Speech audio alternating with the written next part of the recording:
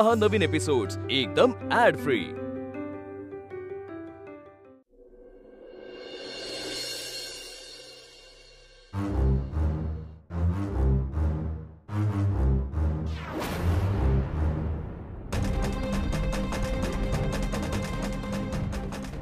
Riya madam,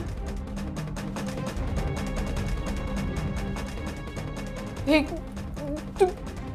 तुम्ही जे पैसे दिले होते ना, सगळे पैसे मी परत घेऊन आली आहे।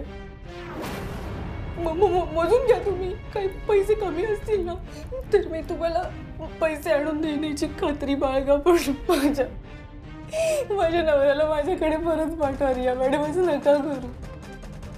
अगं वल्ली, तुझ्या नवऱ्याला परत पाठवायला तो काय माझ्या खिशात आहे? आणि तसंही स्वतःच्या कर्माने तू नवरा गमावलास।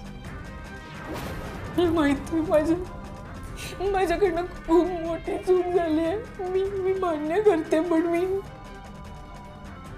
सोडते हो, मी हवं तर पाया पडते तुमच्या, पण माझ्या नवऱ्याला माझ्याकडे परत पाठवलं। माझं खरंच माझ्या सचिनवर खूप प्रेम आहे, मी नाही राहू शकत त्याच्याशिवाय। तुम्ही मॅडम तो तुमचं ऐकेल तुम्ही? वल्ली प्लीज प्लीज, काय चाललं काय तुझं? कशी आहेस ग तू अशी? जेव्हा तुझ्याकडे चांगला नवरा होता तेव्हा त्याची किंमत नव्हती, तेव्हा तुला पैसे पाहिजे होते। आता जेव्हा तुझ्याकडे पैसे आहेत तेव्हा तुला नवरा पाहिजे। काय प्रॉब्लेम काय तुझा? माझं मनापासून प्रेम आहे सचिनवर।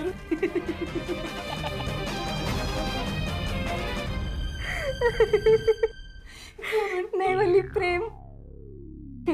प्रेम या शब्दाचा अर्थ माहितीये का तुला? नाही, कारण ज्याच्यावर आपण प्रेम करतो ना त्याचा आपण डील करत नाही, बरोबर ना? आणि तसंही तुझं आणि सचिनचं सगळं काही संपलंय का? आता तर तुझा खरं रंग सचिनला कळालं, त्यामुळे तर तो तुझा नाहीच आहे, तुझा हक्कही नाहीये त्याच्यावर। इनफॅक्ट मी तर सांगते, तुझी मनाची तयारी करून ठेव तू, मला आणि सचिनला एकत्र बघायची, कारण सचिनवर माझा खरं प्रेम आहे आणि त्याचं प्रेम मीच डिझर्व करते। आता तो तुझा नसणार आहे, माझा असणार आहे, त्याचा पूर्ण प्रेम माझ्या।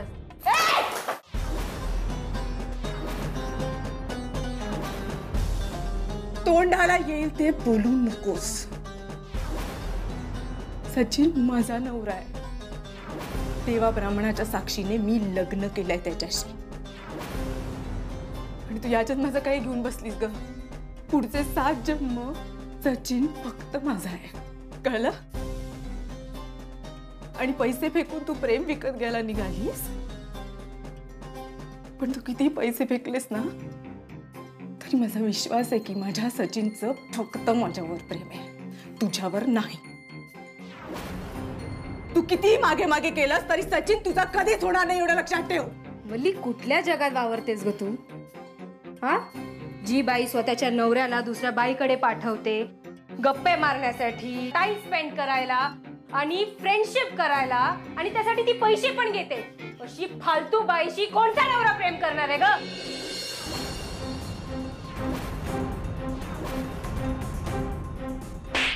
वल्ली,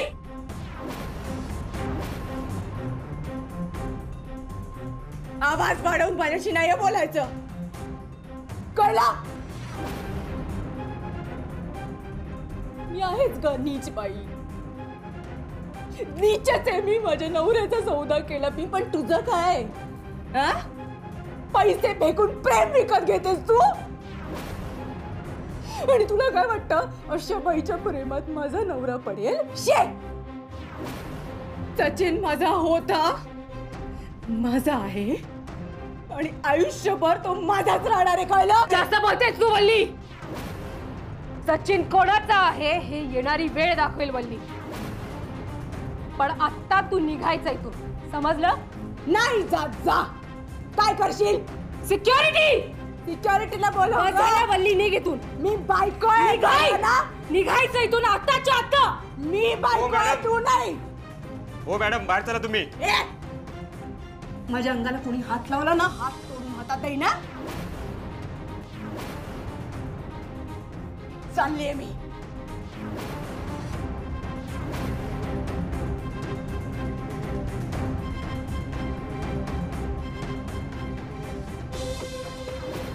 मॅडम,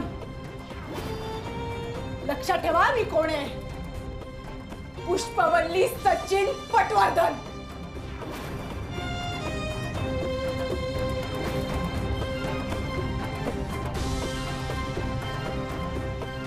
काय तमाशा चालू आहे?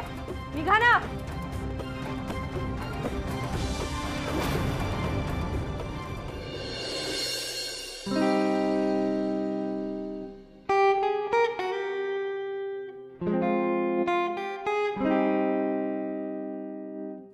काय झालं पट्या? हे सगळं असं होतं ना म्हणून मी प्रमोशन नाकारत होतो. ठीक आहे रे, घरी वेळ देता यावा म्हणून कोणी होणारी प्रगती थांबवू शकतं का? काही हरकत नाही. प्रमोशनचा आनंद वेगळाच असतो. आता मला कधीही केव्हाही कुठेही असं बाहेरगावी जावं लागणार. मी नाकारू शकणार नाही. मी प्रमोशन घेतलंय आणि अगदी बाहेरगावी गेलो नाही, पुण्यातलं म्हणत असलो तरी कामाचा लोड वाढणारच आहे. असू दे, तुला आवडतं ना. किती आवडतं तुला काम करायला आणि किती मनापासून काम करतोस तू. म्हणूनच मिळालंय तुला हे प्रमोशन. कुणीही करू शकणार नाही इतकी मेहनत घेतोस. अभिमान वाटायला हवा तुला. तू फक्त तुझ्या कामाची काळजी कर, इकडची काहीही काळजी करू नकोस. घरी हे सगळं असं सुरू आहे आणि मी असं अचानक उठून असं निघून या सगळ्यापासून लांब चाललो. अरे पट्या, आयुष्य आहे ना हे.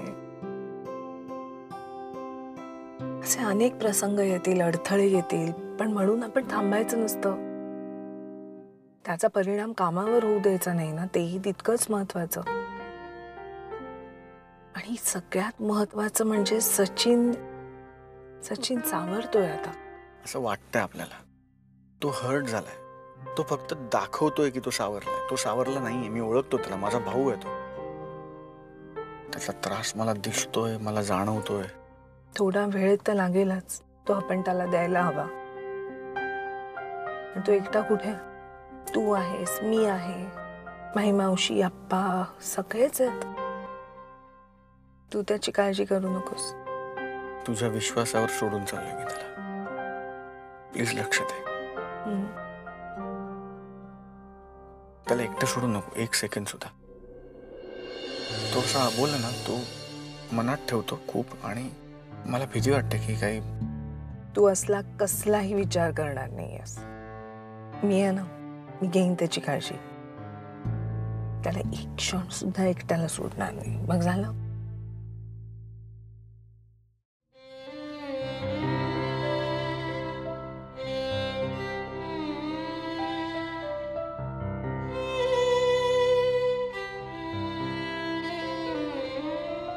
तू स्वतःची काळजी घेशील.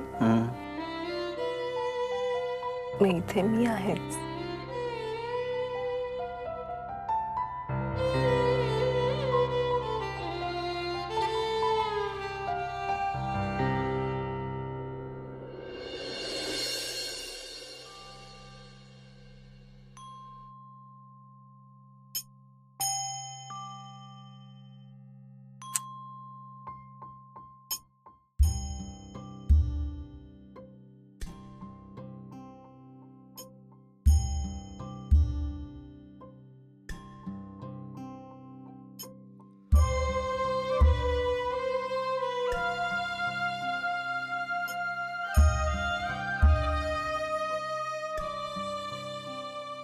एकटा का बसला सांगणारा?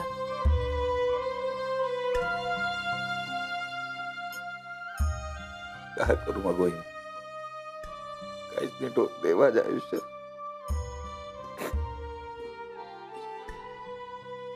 तुम्हाला माहितीये, वल्ली नीट वागायला लागली होती माझ्याशी. रोज प्रेमाने डबा भरून द्यायची ऑफिसला जाताना. खूप काळजी करत होती माझी. होती असं का म्हणतोय रे? तिचं अजूनही आहे प्रेम तुझ्यावर. प्रेम असतं तर असं वागली असती का ती वहिनी? होतात ना चुका माणसाकडनं. किती वेळा, आणि मी किती वेळा माफ करायचं तिला. ती सतत चुकाच करत आली आहे. फक्त तुमच्याशी वाईट वागली, माय मावशीशी वाईट वागली, दादाला तर पैशासाठी किती वेळा फसवलंय तिने, किती वेळा फसवलंय. स्वतःच्या बापाशी सुद्धा नीट वागता येत नाही हो तिला. सचिन, ती पूर्णपणे वाईट असल्यासारखी नको ना बोलूस. तिच्यातही चांगुलपणा आहे, चांगले गुण आहेत. आहेत ना. त्यांच्याकडे बघून तर असं होते ना माझ्या मनात की होईल सगळं नीट, सगळं व्यवस्थित होईल. आमच्यातलं नातं पण आता कुठे सुधारायला लागलं होतं. नीट वागायला लागली होती ती. आणि आता असं वाटतंय मला की गेले 2 दिवस आयुष्यातून काढून टाकता आले, पूर्णपणे विसरता आले तर किती बरं होईल. सकाळी सगळी तयारी करून ठेवायची ती माझी ऑफिसला निघण्याची. मी ऑफिसला गेलो की सारखं फोन करून चौकशी करायची. मी वेळेत पोचलोय का, मी काय करतोय, मी जेवलो का, कोणासोबत डबा खाल्ला. मला ना या सगळ्यात तिचं प्रेम दिसत होतं वहिनी. आणि ती फक्त पैसा बघत होती. ती काय काय ठरवलं होतं मी नवीन वर्षासाठी. वर्षाच्या पहिल्या दिवशी आपल्या माणसासोबत वेळ घालवला की म्हणे सगळं वर्ष चांगलं जात. माझ्याकडे माझा माणूसच राहिला नाही वहिनी. तू असं नको बोलूस. आता जे घडून गेलं त्याच्याकडे बघण्यात काही अर्थ नाहीये. यातनं मार्ग कसा काढता येईल ते शोधूया का? आता काहीच करायची इच्छा राहिली नाहीये मला. तू असं नको बोलूस, प्लीज असं बोलू नकोस. एकटा नाही आहेस ना तू. मी आहे, दादा आहे, माई मावशी आहे. आम्ही सगळे आहोत तुझ्या बरोबर. आणि वल्लीचं प्रेमही आहेच ना तुझ्या बरोबर. हो आहे. चल उठ. अंधारात एकटं रडत नाही बसायचं. उठ, चल आवर. नको ना वहिनी. माझा ऐकणार नाही असतो. उठ, जा जा जा जा आवर.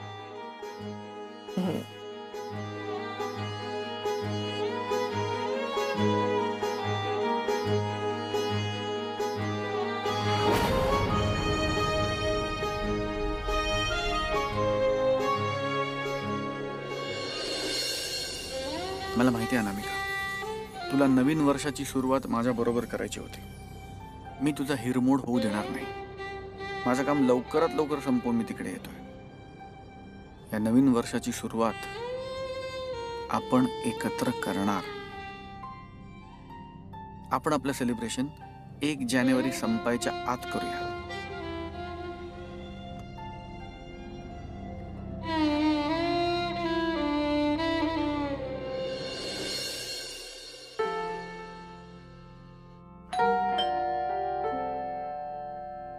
थांब सचिन, मी बघते.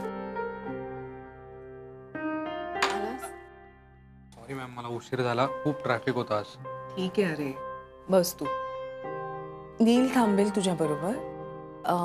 मी जरा पटकन जाऊन येते. आणि मला एक प्रॉमिस करशील, वेळेवर आणि नीट जेवशील. ओके? आलेच आल्या. वहिनी, काय रे? तुम्ही कुठे चाललात? वाड्यावर जाऊन येते. आता सगळी जबाबदारी माई मावशींवर आली आहे ना. त्यांना जरा काही मदत हवी आहे का ते बघून येते. त्यांनाही बरं वाटेल ना. आलेच.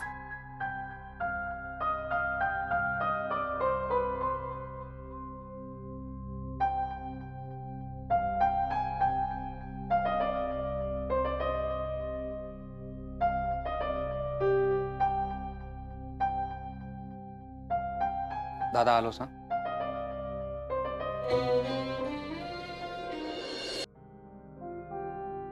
मॅम, हे काय झालं हो सचिन दादाचं? हो रे, फारच अपसेट आहे तो. पण तू त्याच्या समोर काही बोलू नकोस. हं? नाही नाही, मी काहीच नाही बोलणार. राधा म्हणते तसं I will be a good listener. मी ऐकून घेईन सगळं. आणि तसंही तुझं वाड्यावर येणं जाणं असतं ना वरचेवर. हो, म्हणजे त्याच्याबरोबर थांबायला मला काहीच अवघडल्यासारखं होणार नाही. खरं तर मीच थांबायला हवं रे.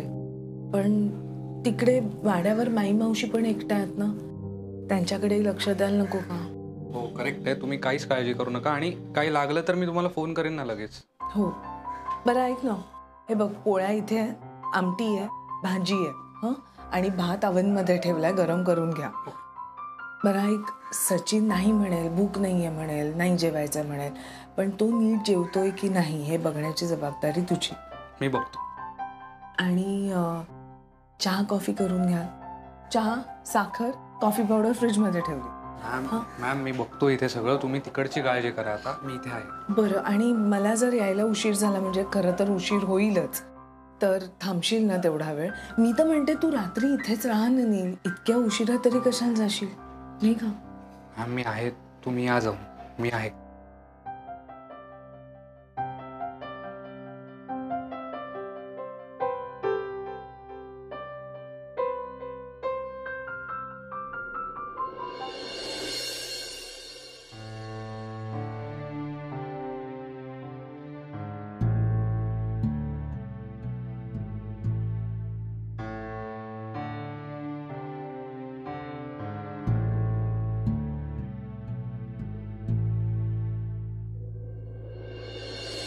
अरे चा, जेवणाची वेळ झाली आणि सगळे असेच काय बसलाय?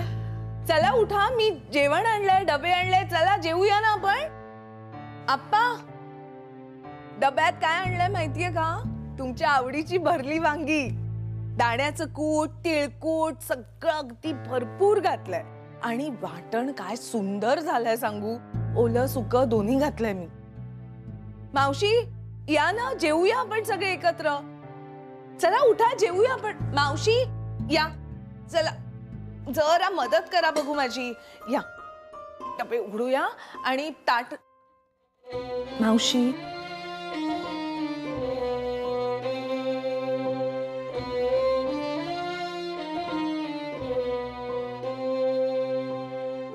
दोन दिवस एकटीनं निभावून नेलत, हो ना? आता मी आले ना, मी करते सगळं. चला पानं घेऊया का? पाणी घेऊया. वल्ली कुठे आहे? या आप्पा, एकत्र जेवूया ना आपण. मी वल्ली, ए वल्ली, आत नाही आहे का कोणी? वल्ली कुठे आहेस तू? ये ग. सचिन आला ना? अगं बाहेर थांबलाय. वल्ली, सचिन, कुठे कुठे आहे तो? हा, तुम्ही खरं सांगा, तो आलाय ना? अहो मी आजपर्यंत एकमेकांची वेळ राहिलो नाही होत ना, खूप आठवण येत असेल त्याला माझी. सचिन, अरे ये ना. कुठे कुठे तो? किती स्वप्न पाहिली होती लग्न ठरलं तेव्हा.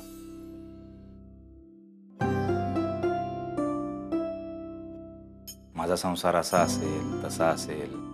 मी आणि माझी बायको रोज सकाळी फिरायला जाऊ, संध्याकाळी एकत्र चहा प्यायचा, रात्री गप्पा मारायचा. तिला या छोट्या छोट्या गोष्टींमधला आनंद कधी कळलाच नाही. पण तिचं आपलं सतत तेच, पैसा पैसा पैसा, हे पाहिजे ते पाहिजे.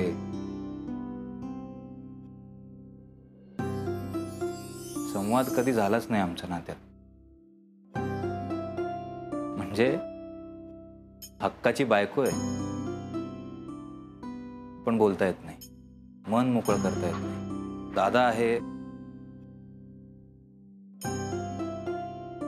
दादाला काही सांगायचं म्हणजे वेगळाच प्रॉब्लेम आहे. मला एखाद्या गोष्टीचा त्रास होतोय हे त्याला कळल्यावर त्यालाही त्रास होणार. वहिनी आहेत, पण वहिनींना काही सांगितलं की त्या दादाला सांगणारच, आणि त्यांनी दादाला नाही सांगितलं तर पुन्हा त्यांच्यात गैरसमज, भांडणं.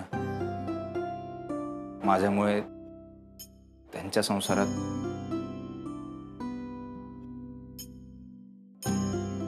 आप्पा आणि मावशीला कशाला त्रास द्यायचा या वयात. म्हणजे इतकी माणसं आहेत हक्काची, पण मन मोकळं करायला जागा नाही. थोडं खाऊन घेतोस का तू? बरं वाटेल तुला. नको रे बाबा, घशाखाली काय घास उतरणार नाही माझ्या. म्हणजे बायको असतानाही तोच त्रास, बायको नसतानाही तोच त्रास. तुला सांगतो, वल्लीसोबत जेवायला बसायचं म्हणजे पण टेन्शन यायचं मला, की आता जेवताना काय विषय काढेल, कुठलं कारण काढून पैसे मागेल. सतत आपल्या डोक्यात कुरापतीच. आमचं लग्न झालं ना तेव्हापासून मी कायम तिच्या मनाचा विचार करायचा प्रयत्न केला, तिला खुश करायचा प्रयत्न केला माझ्या परीने. तिला कधी ते समजलंच नाही किंवा तिने समजून घ्यायचा प्रयत्नही केला नाही. ती कायम मला एवढंच भासवत आली की माझ्यात काहीतरी कमी आहे. मी कुठेतरी कमी पडतो. मग काय, भांडणं, सतत भांडणं. माझ्या आई अण्णांचा संसार पाहिलाय रे मी. इतकं प्रेम होतं ना त्यांच्यात, इतकं समजून घ्यायचे एकमेकाला, कायम एकमेकांच्या पाठीशी उभे असायचे. मला असं वाटायचं की माझा संसार पण अगदी तसा होणार आहे. आमच्या नात्यात प्रेम नव्हतंच कधी, किंवा प्रेम असेल आदर नव्हता. सगळे निर्णय तीच घेणार, सगळ्या गोष्टी वल्लीच ठरवणार. असं नसू शकतं ना रे. म्हणजे आता तुमच्या नात्यात तू आणि राधा मिळून ठरवत असाल ना गोष्टी. काही निर्णय राधा घेत असेल, पण काही निर्णय तर तू घेत असशील ना, स्वतःसाठी, स्वतःच्या आनंदासाठी. माझं कदाचित तेच चुकलंय का रे. मी सुरुवातीपासून स्वतःचा विचार केलाच नाही कधी.